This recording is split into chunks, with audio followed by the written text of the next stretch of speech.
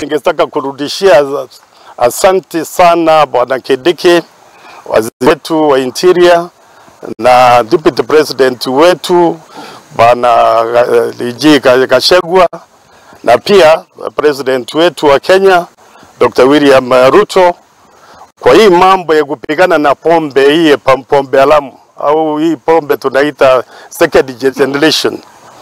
Hii pombe imeharibu watoto wengi sana wetu hapa Meru na Tharaka-Nithi, kwa sababu sisi tukiwa Njuri Ncheke tunaongeanga mambo ya 2 counties na part of Isiolo.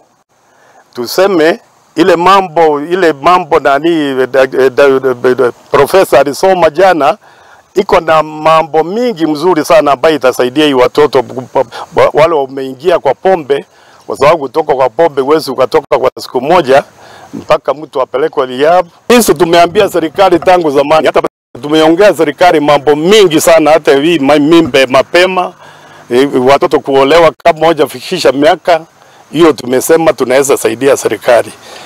Ile shinda bimoja wazee waona ni facilitation, wana pesa ya kutunguka hapa na kwenda pale. Tutoke na jawabu, na si jawabu lingine, ni kuleta amani na uwiano ndani ya Meru, kati ya Meru.